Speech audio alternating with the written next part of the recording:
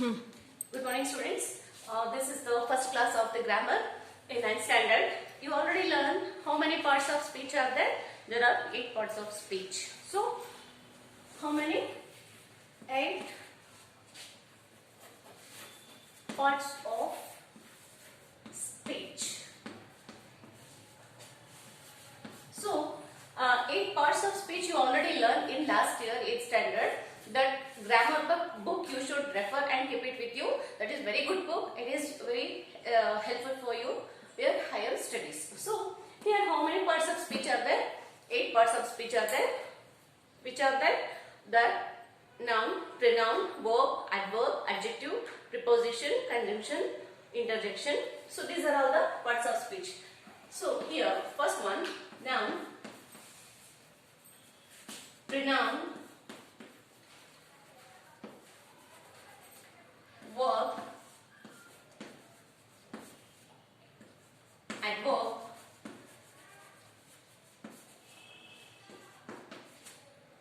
preposition,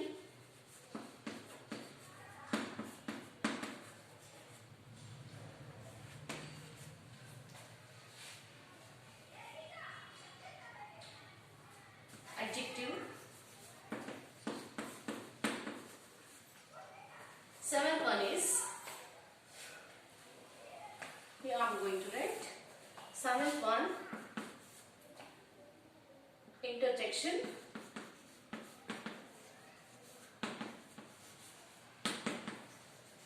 Then last one is conjunction. Conjunction.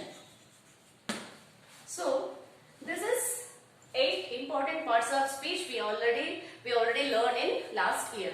Now we are going to learn the figure of speech. Here, figure of speech. What figure of speech? See here, figure of speech. How many figure of speech are there? So many figure of speech are there, but we are going to learn few figure of speech today. Okay? So here, these 8 parts of speech you have to write it one side grammar book and as well as the notes you should write, because if you write you can remember these 8 parts of speech. So one side you should write these 8 parts of speech, then there what explanation, definition you have to write. What is noun means you have to write. What is pronoun means that explanation you have to, means definition you have to write. It is very helpful for you. Now we are going to learn the figure of speech.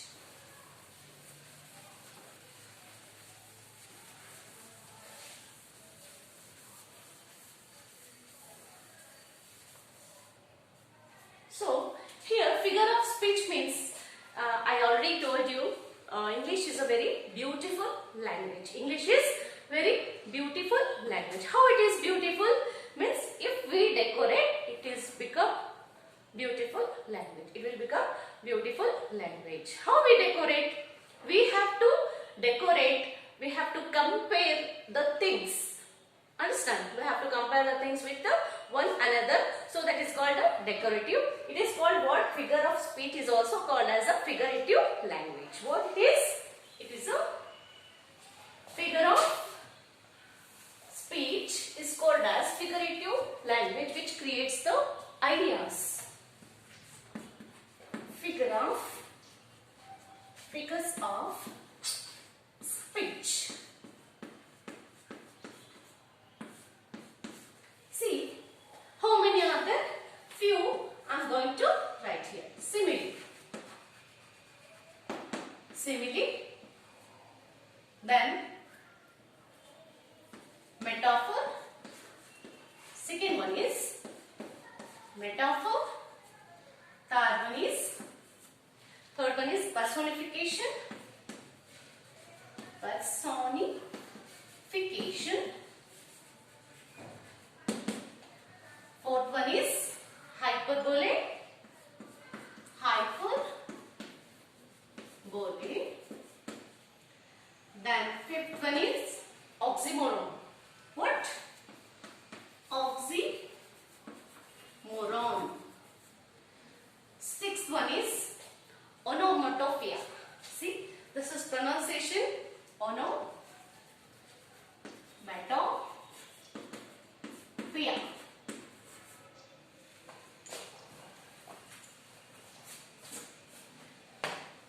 Onomatopoeia.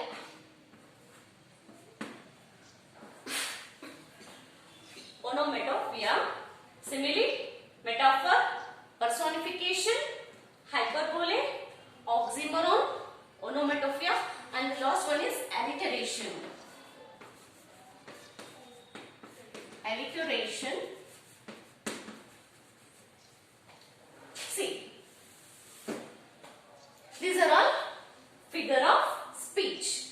One by one we are going to learn in the few classes. So, simile and metaphor. Let's the simile and metaphor comparison. Okay, simile. We are going to learn simile, and the next one is metaphor. Metaphor. See, simile and metaphor. These are the two figure of speech, and we call that figurative language. So here in simile we compare the things. We compare the things. Here also the comparison. But what the comparison is, let us learn. So simile means comparison. Comparison. And metaphor also is what? Comparison. We have to compare the comparison. But here some differences are there. What the difference is? Let us learn. See, I'll give you one example. He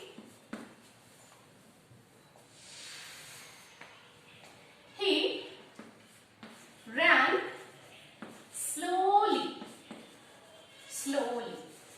Through the example you can easily understand, so that I am giving examples. So he ran slowly. This is very simple sentence. There are no comparison. Let us learn one comparison. He ran like a tortoise. Tortoise. You know tortoise? Oh, it's how it ran very slowly. Okay. He ran like a tortoise. Here the comparison between a tortoise to noun. Understand? So here in between one word is there, like. Okay. This word we have to use in simile. Understand? Few example. Few words we are joining words we are taking here, like, so, then like,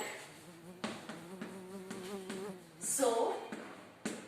So this is the two words we are using this comparison between simile and metaphor. Sorry, only simile we are using. So that is called what? He ran like a tortoise. Here the comparison between the tortoise and the noun. Understand? But in metaphor, I will give you one example of metaphor. He was a tortoise. Here directly we are using a tortoise. It is the understanding. What it understands, he ran like a tortoise. Understand? So here the next one is metaphor. He was a tortoise. Directly we use the word tortoise. Okay. He was a tortoise. Understand, children? So this is the comparison between the simile and metaphor. One more example I will give you. See, through the example you can easily understand, and you have to learn some more figure of speech of your own example, create of your own examples, then you can easily evaluate of yourself. Okay, then see, she is looking beautiful. What? She is looking beautiful. She is a beautiful. She is a beautiful. Okay, this is a what? Simple sentence. She is like a. She is. See here. She